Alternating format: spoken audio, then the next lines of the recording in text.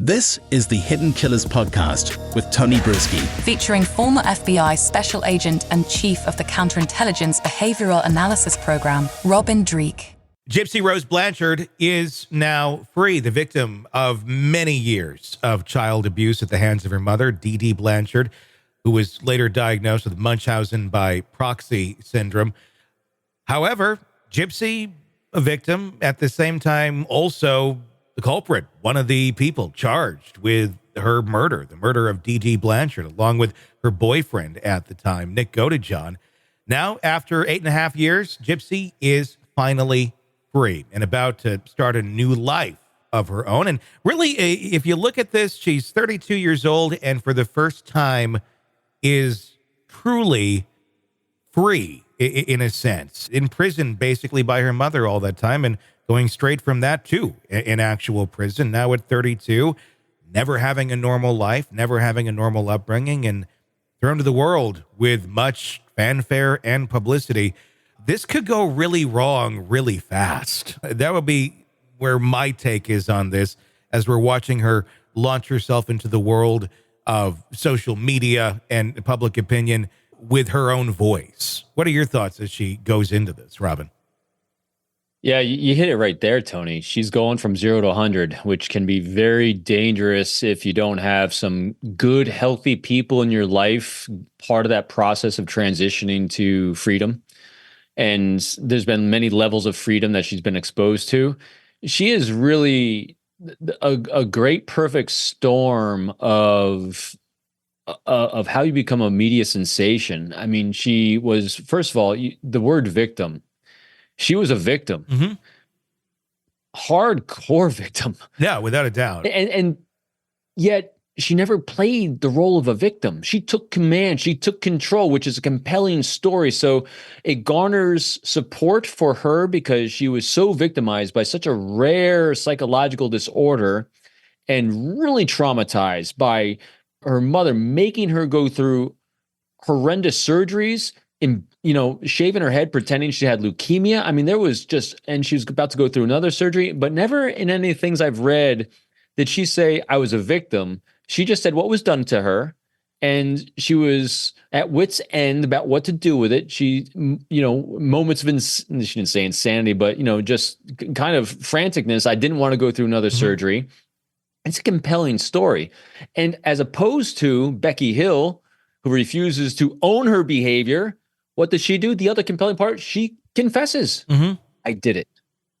I didn't know what to do. And so that unto itself becomes part of that tragic story where she doesn't say she's a victim. That whole it just has all the reins of that. Plus, the story of getting married and starting life again. And it's really a perfect storm because also you have the true crime aspect of it. You have a female aspect of it. And I say female because the greatest purveyors of true crime are females because, again, I looked at the science on this because, females and male, anyone doesn't want to be a victim of true crime. And so, especially this true crime, I mean, it's just everything coming together for, yes, she's went from 0 to 100 as a media sensation, but she's got to be really careful because, you can be surrounded by some really unhealthy people trying to take advantage of that and kind of manipulate and guide you in an unhealthy way. Because as you said earlier, she's had a lifetime of reps of unhealthy people around her, especially her mother. And so that's really impacted her, I'm sure. I can't imagine she has the best compass in the world to decipher who's good and who's bad, quite honestly, because of her upbringing and the reps that she's had and her conditioning. Probably has a good intent, to live a life of freedom and not be under the reins of this sort of horrible control. But it is scary to see. I don't know. I'm seeing a lot of red flags right away as she's entering the world in some of her statements. And I'm not saying this as an attack on her whatsoever. It's more so a concern than it is anything else. I think it's probably right that she is free. She was a horrible victim of abuse. There are many ways to handle a problem other than murdering someone.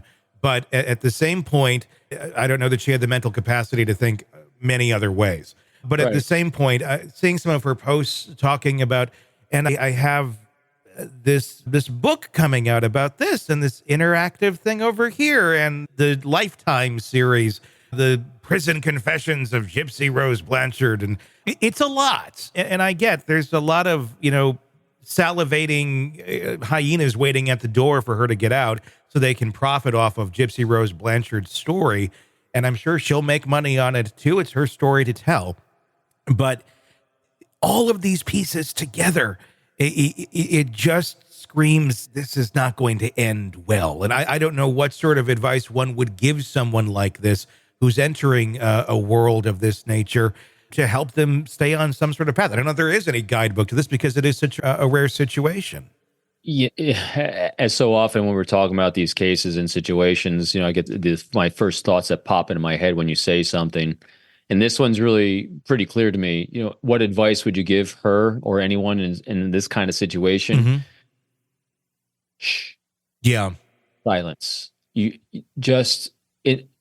I'm concerned, like you are. Has she healed enough to go from what looks like 0 to 100? Yeah. And that's the concern, because if you haven't healed enough, the decision you're going to be making, because obviously the decision she made for murder with an unhealthy boyfriend was not the right problem-solving skill for the situation. Granted, no one's denying that she had to solve that problem, and she didn't have many tools knowingly available to do it, but that was an extreme one. Mm-hmm. And so that showed, and she paid the price for it, doing time in jail. But at the same time, though, has she recovered from that problem solving then? Yeah. And again, so I'm all about the greatest solution we can all have is silence. Yeah. Be quiet, hold back, collect yourself, and collect. I keep saying this because it's so impactful. Healthy people. We need to have healthy people around us in our lives because they keep us on track, because no one person is an island and no one person can do it all. I have my loving critics in my life. Tony, you're one of my loving critics. You'll let me know if I say something off or if I'm doing something wrong. And I can do the same for you, but doing it for ourselves, it's very challenging because we're emotionally attached to the outcome that we're seeking. Especially in a situation like this. I'm free. I can finally do something with my life. I can make money and take care of myself and the people I care about in my life. So we're going from 0 to 100, but who is the loving critic saying, whoa, slow down. Let's make sure the people we're slowly allowing into our lives are bringing the healthy behaviors, the healthy energy, and the things we need to move slowly down that path. We don't need to run. We don't need to rush. We've got many years ahead of her, thankfully. Would you classify a healthy person as someone who watched the Gypsy Rose documentary and then reached out and eventually married Gypsy Rose? I'm sorry. I want happiness for people, but that in itself seems like quite a red flag there, and maybe not the healthiest of people to become romantically involved with while you're in prison. It raises questions, doesn't it? Yeah. You don't know. You don't know what you don't know, but you're right. It's as we say, it's a data point of I hope, Tony, that a year from now, 2 years from now, we're not saying what a life that tragically went sideways after she finally gained it back. You just hope that, and I know she has her father now that's in her life and the stepmom. Those two seem to be with good intention. So one would hope that they stay there, that she is able to get some grounding, because more than anything, she needs a space. She needs the grounding in life to launch into it. Here's a great analogy for her situation that I think a lot of people can relate to, not personally, but from what we see in media. Think of lotto winners, Mega Millions jackpot winners. Predominantly high. I wish I had the numbers. I just thought at the top of my head. I've seen these things. Yeah. Insanely high percentage of people are completely bankrupt within a couple of years because they go from 0 to billions and they don't know how to manage it. Meanwhile, we just had a recent winner. The conjecture is it's a doctor, they think, in Maine that won the Mega Millions like 6 or 8 months ago. No one heard anything going on because they took the time to slow down. How can we do this in a thoughtful way to keep myself out of the media, to keep all the people that want to come into my life at bay? In other words, it was a very thoughtful, slow process of, all right, My life has the potential from 0 to 100. How do we increase that speed 5 miles an hour at a time? I mean, think about this. I love using race car analogy on this. Yeah. I've done this with behavior. If all of a sudden you discover a new behavior in your life, like, oh my gosh, I can read nonverbal behavior. And it's like, I was driving a Prius and I just won a Ferrari. I'm going to get in this thing and I'm going to have no training and I'm going to just floor it and see what it can do going down a highway or my local road. What's going to happen? Total wreck. You're going to destroy that car because you have no skill set. You have no idea how to go from like a 2-cylinder car. I'm not saying a Prius is, but a small 2-cylinder car that was a jalopy that you were given, in high school for $500 to, a super high-end performance sports car. Mm-hmm. You need some training. You need some people to guide you. So you don't hurt yourself with that extreme from going from one to the other. So same thing in these types of situations. You need to slow down and have some people, maybe not the person you married in prison. Maybe so. Maybe what? Maybe. I don't know.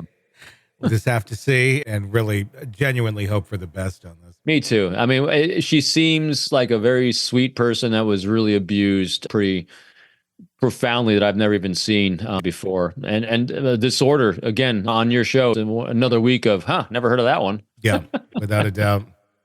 Sick of the ads? We are too. Start listening with no commercials now and get access to all of our episodes in advance of everyone else. Become a True Crime Today Premium Plus subscriber on Apple Podcasts. Search True Crime Today Premium Plus on Apple Podcasts or go to our podcast page and sign up now. True Crime Today Premium Plus. Sign up now.